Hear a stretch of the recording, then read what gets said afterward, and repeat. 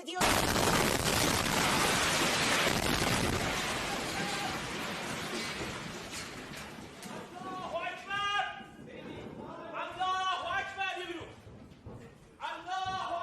صدایی که شنیدید فضای غبارآلود استدیو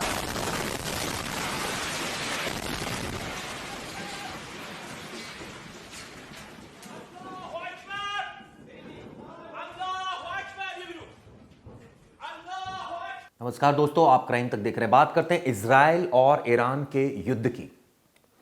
हम सबको पता है कि इस वक्त जो यूएस से प्रेसिडेंट है वो कनाडा छोड़ चुके हैं, वो वापस अमेरिका जा रहे हैं क्योंकि युद्ध जो है वो एक भीषण स्तर पर पहुंच गया है। इस तरह की जानकारी निकल कर आ रही है।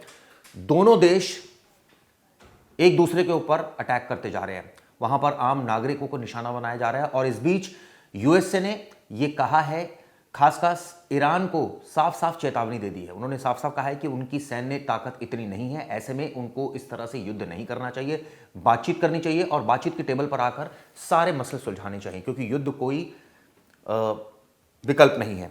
ऐसे में आपको बता दूं एक और इस वक्त की बड़ी खबर क्या आ रही है। 5 दिनों में दूसरी बार, ये 5 दिन से युद्ध जारी है, आपको बता दूं दूसरी बार आईडीएफ ने ईरान के युद्धकालीन चीफ ऑफ स्टाफ और ईरान के शीर्ष कमांडर को मार गिराया। आप सोचिए, लगातार बमबारी हो रही है, मिसाइल्स छोड़ी जा रही हैं।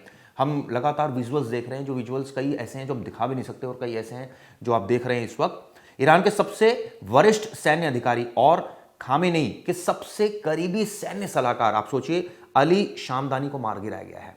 ऐसे में अब एक तरह से इसका बदला लेने को तैयार है ईरान।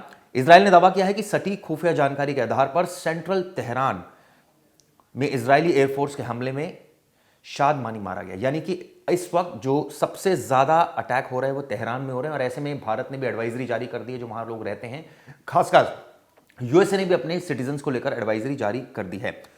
आपको बता दें, 5 दिनों में 2 मुल्क आपस में एक तरह से कहा जाए कि हमला कर रहे हैं। जो ज्यादातर हमला हो रहा है वो हवाई हमला हो रहा है। आपको बता दूं कि जमीन धधक रही है और ये जो दोनों देशों को फासला है करीब 2300 किलोमीटर है। लेकिन आप सोचिए कि जिस तरह से युद्ध की स्थिति वहां बनी हुई है, लगातार वहां पर हमले हो रहे हैं, उसको लेकर पूरा विश्व चिंतित है। इसको लेकर ये पता चला है कि इन धमाकों में ईरान के तेल के कुएं तबाह हो रहे हैं। आप सोचिए, वहां पर काफी ऑयल है और कुएं हैं, वो तबाह हो रहे हैं, जो हमले इजराइल लगातार कर रहा है। इस हमले में इजराइल के बंदरगाह यानी एयरपोर्ट्स तबाह हो गए हैं। यानी कि बहुत जबरदस्त जान और माल की हानि वहां पर हो रही है। इन धमाकों में ईरान के न्यूक्लियर ठिकाने नेस्तनाबूद हो रहे हैं, इस तरह की जानकारी भी आ रही है। इजराइल की बस्तियां खंडर में बदल रही हैं। आप सोचिए, 5 दिनों से चली आ रही इस जंग में इजराइल थमने का नाम नहीं ले रहा और ना ही ईरान डरने का नाम ले रहा है। हम सबको पता है इस वक्त जो इजराइल है उसकी जो सैन्य ताकत है वो ईरान से बहुत ज्यादा है। यूएसए उसको सपोर्ट करता है, इजराइल को। ऐसे में यह साफ है कि इस युद्ध का नतीजा क्या होने जा रहा है। ईरान की हार निश्चित है, ऐसा यूएसए के प्रेसिडेंट का कहना है। ऐसे में उसको समझौता करना चाहिए, लेकिन ईरान कहता है हम किसी से कम नहीं, और वो लगातार हमलों का जवाब दे रहा है। जो पीएम है इजराइल के नेतन्याहू, उन्होंने 5वें दिन ऐलान किया है कि 3 मकसदों से हासिल होने तक ये जंग जारी रहेगी। वो 3 क्या है? ईरान के परमाणु ठिकाने ध्वस्त होकर रहेंगे, ईरान की बैलिस्टिक मिसाइलों की ताकत खाक की जाएगी, उनका कहना है। और तीसरा है, आतंकी धुरी को इजराइल नेस्तनाबूद करके मानेगा। यानी वो ईरान को आतंकी धुरी समझता है और लगातार ये कह रहा है कि जिस तरह से ये संघर्ष हो रहा है, अब ईरान का बचना मुश्किल है। अब ऐसे में क्या आने वाले वक्त में होगा, ये देखने लायक होगी। ईरान के सैकड़ों मिसाइल लॉन्चर्स ध्वस्त हो गए हैं, ये जानकारी भी मिली। आप सोचिए, मिसाइल लॉन्चर्स ध्वस्त कर दिए गए हैं। ईरान के आधे से अधिक ड्रोन और यूएवी तबाह हो गए हैं। यानी जिस तरह से इजराइल लगातार हमला कर रहा है, वहां हम देख रहे हैं कि आसमान में ऐसा लग रहा है जैसे आतिशबाजी हो रही है, बिल्कुल चमक रहा है आसमान, क्योंकि लगातार वहां से मिसाइलें छोड़ी जा रही है। ईरान ना तो हथियार डालने को तैयार है और ना ही अमेरिका की शर्त मानकर डील करने को तैयार है। आप सोचिए, ईरान बिल्कुल तैयार नहीं, ईरान भी पीछे नहीं हट रहा है। ईरान के जो राष्ट्रपति हैं मसूद पेजेशकियन, उन्होंने ओमान के सुल्तान तारिक से फोन पर बात की और साफ कह दिया है, उन्होंने कहा है कि अगर अमेरिका ने इजराइल हमले पर लगाम नहीं लगाई तो ईरान का अगला जवाब उनके लिए बेहद दर्दनाक होगा। यानी कि सीधी सीधी धमकी दे दी है कि अगर अमेरिका ने इजराइल हमले पर लगाम नहीं लगाई, क्योंकि ये सबको पता है कि इजराइल को समर्थन देता है, तो ईरान का अगला जवाब उनके लिए बेहद दर्दनाक होगा।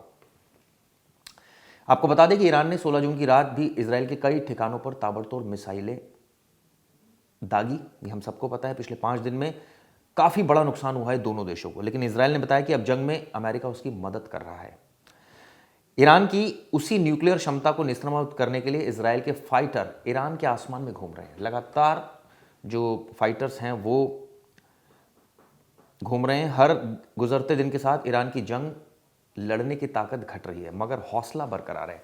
ये कहा जा रहा है कि जो स्थिति है वो कुछ इस तरह की है कि ईरान के पास इतना जो हथियार है वो इस लेवल के नहीं हैं, फाइट उनके पास यूएवी इस लेवल के नहीं है, ड्रोन्स इस लेवल के नहीं है, मिसाइल्स इस लेवल के नहीं है, लेकिन वो फिर भी नहीं मान रहा है और लगातार हमले कर रहा है।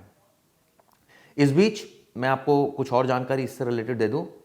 ईरान में जिस अयातुल्ला अल खोमनेई की सत्ता ने अमेरिका से टकराने का साहस किया, उसकी बुनियाद में वो क्रांति है जिसने ईरान की शाही सत्ता को उखाड़ फेंका था। ये शायद इस तरह की बातें निकल कर आ रही हैं। इस वक्त जो लड़ाई लड़ी जा रही है वो एयरफोर्स के जरिए लड़ी जा रही है। इसमें मिसाइलों से लेकर आप सोचिए बॉम्बर्स, फाइटर्स से लेकर ड्रोन, यूएवी का सबसे ज़्यादा इस्तेमाल हो रहा है। तो इस बुनियाद पर अगर ताकत की बात की जाए तो इसराइल की रीढ़ उसकी हवाई ताकत है और ये कहा जाता है कि उसके पास कौन कौन से फाइटर्स आपको बता दूं। 5वीं पीढ़ी का F-35 फाइट है, F-15 है, F-16 है, उसके पास लड़ाकू विमान है। इन लड़ाकू विमानों में रफ्तार है, दुश्मन के रडार को चकमा देने की क्षमता है। जबकि आपको बता दूं ईरान के पास आउटडेटेड लड़ाकू विमान है और उस लेवल के नहीं है। इनके पास F-14 फाइटर जेट है, अमेरिका ने 1970 के दशक में उसको दिए थे, ये आप सोचिए, लेकिन बिना मरम्मत और बिना अपग्रेडेशन के कबाड़ जैसा बन चुका है। मतलब इसमें बहुत ज़्यादा अपग्रेड नहीं हुआ है, तो इसको लेकर बहुत ज़्यादा इनके पास सैन्य ताकत अगर कहा जाए तो काफ़ी कम है। ईरान के पास MiG-29 है, Su-24 जैसे लड़ाकू विमान है जो तकनीक में हमला करने में इसराइल से बहुत पीछे। इस तरह की जानकारी निकलकर सामने आ रही है। और आपको बता दूं, अगर एयर डिफेंस सिस्टम की बात करते हैं तो इसराइल के पास दुनिया का सबसे मजबूत एयर डिफेंस सिस्टम है। आयरन डोम है जो 70 किलोमीटर दूर और 10 किलोमीटर ऊंचाई पर हमला रोकने में सक्षम है। आप सोचिए, उनके पास ये फैसिलिटी है। ये इस तरह के ड्रोम है। इसके अलावा डेविड स्लिंग है जो 300 किलोमीटर दूर आने वाली मिसाइल या रॉकेट का पता लगाकर 15 किलोमीटर की ऊंचाई पर उसको रोक सकता है। यानी कि ये पहले ही पता लगा लेगा कि कोई मिसाइल आ रही है। ऐसे एरो सिस्टम है जो 2400 किलोमीटर की दूर से आने वाली मिसाइलों को डिटेक्ट कर रोक सकती है। यानी कि अगर वो ईरान लगातार उन पर हमले भी करेगा, अपने अगर ये कहा जाए कि S-24, MiG-29 या F-14, तो बहुत ज़्यादा फर्क पड़ने वाला नहीं है। इसके अलावा इसराइल के पास पैट्रियट है जो 70 किलोमीटर की रेंज और 24 किलोमीटर की अधिकतम ऊंचाई वाले विमानों, क्रूज मिसाइल्स और बैलिस्टिक मिसाइल्स रोक सकता है। अमेरिकी थार्ड है जो 200 किलोमीटर या उससे दूर की ऊंचाई पर वायुमंडल से बाहर भी मिसाइलें नष्ट कर सकती है। यानी ये कहा जाए कि मुकाबले की अगर बात की जाए तो काफ़ी आगे है इसराइल। अब ईरान की पुरानी रूसी S-300 प्रणाली है उसके पास, यानी एयर डिफेंस के मामले में इसराइल को बढ़त है। ये बात बिल्कुल साफ है। ऐसे में अब आने वाले जो एक्सपर्ट्स हैं वो भी इस तरह की बातें कर रहे हैं कि क्या ये जो दोनों देश है ये थर्ड वर्ल्ड वॉर की स्थिति पैदा हो रही है, क्योंकि जिस तरह से ये सिचुएशन क्रिएट हो रही है वो अपने आप में कई देशों के लिए चिंता की बात है। G7 ने भी इस पर अपनी प्रतिक्रिया व्यक्त की है देशों ने। ऐसे में अब देखना ये होगा कि आने वाले वक्त में किस तरह से क्या ये युद्ध रोक पाता है अमेरिका, या ईरान उसकी बातों को मानता है नहीं मानता है, देखने वाली बात होगी। ये वीडियो कैसी लगी जरूर बताइएगा। शुक्रिया।